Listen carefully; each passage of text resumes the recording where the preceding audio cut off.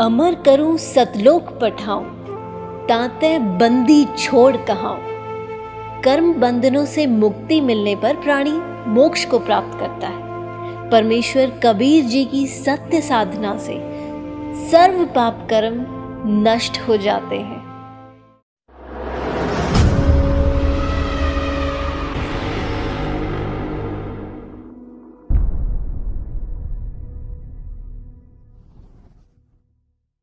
अब आप कितनी मार खा जाओगे अगर इस रास्ते को नहीं अपनाया, ठीक ढंग से नहीं चले।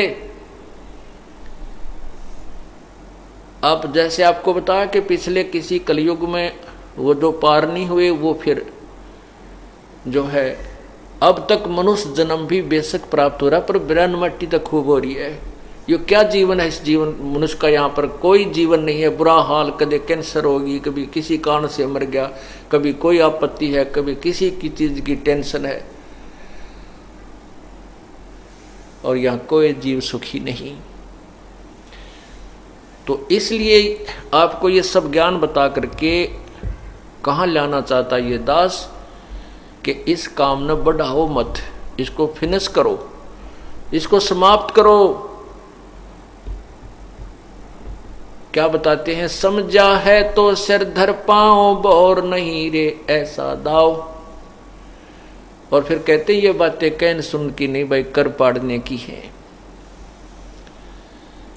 इस ज्ञान से आपको डर बनेगा कि हे भगवान, ये तो बहुत बड़ा बखेड़ा, जे इब के पैर फिसल गया तो ना जाने कहां जा करके गिरोगे।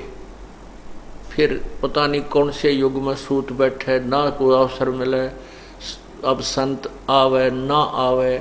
और आप जैसे ही वो भी आत्मा है जो दूसरे देशों में जन्म हो गया, वो पुण्य आत्माएं, अब वो अपना जीवन बर्बाद कर जाएंगी, उनको रास्ता मिलेगा ही नहीं।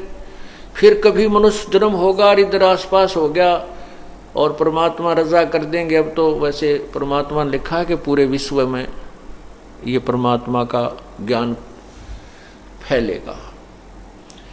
और यहाँ तक लिखा है कि कोई दूसरा पुजारी इस संसार में नहीं रहेगा, केवल एक ही साधना पूरे विश्व में प्रारंभ होगी।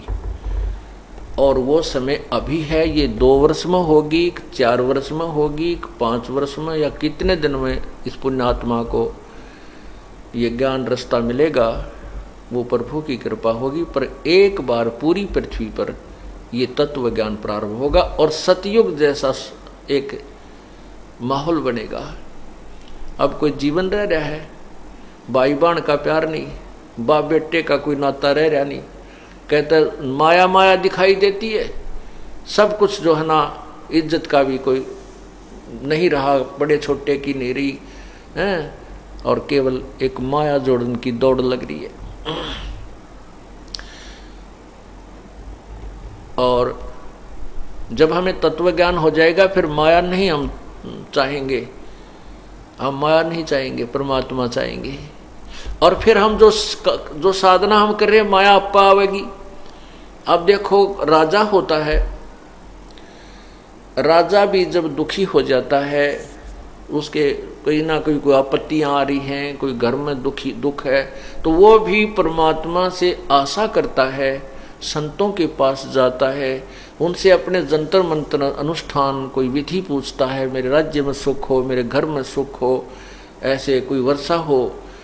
तो पुण्यात्माओं, हम परमात्मा से पहले संबंधित हो गए और परमात्मा ने ही सुख देने होते हैं, परमात्मा ने दुखों का निवारण करना होता है।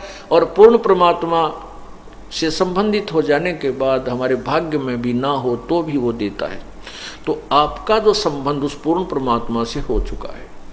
आप पहले जो पैसे इकट्ठे करने में लगे रहते थे, 2 के 20 बना दी, मिलावट कर ली, कुछ और चोरी कर ली, इस तरह का 2 नंबर का धंधा किया और उससे भी धनी नहीं बन पा रहे थे, क्योंकि जो आपके भाग्य में है उससे अधिक नहीं मिल सकता। यदि आप इधर उधर से करके ज्यादा ग्रहण कर भी लोगे, मान लिया आपने 1 लाख रुपया 2 नंबर से कमा लिया और एक बालक बीमार हो गया, उसका 2 लाख लग गए, वो लाख भी गए जो 2 नंबर से कमाए थे, 1 लाख और उधारे हो गए। और वो पाप जो 2 नंबर का पैसा इकट्ठा करने में जो आपने पाप लगे थे, वो पाप ज्यों के त्यों रह गए।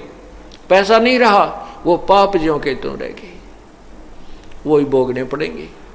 अब परमात्मा पूर्ण ब्रह्म की शरण में आने के बाद आपको ऐसी विधि तरीका बताया जाएगा कि आपको परमात्मा आपके भाग्य से अतिरिक्त भी देगा।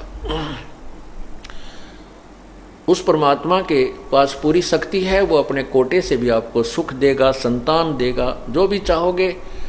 लेकिन जब पूर्ण ज्ञान हो जाएगा फिर आप क्या चाहोगे? फिर तो जन्म मृत्यु से छूटना ही चाहोगे, ये खिलौने नहीं मांगने आओगे। अभी तो बालक हो आप, अभी तो बालक हो। क्या बताते हैं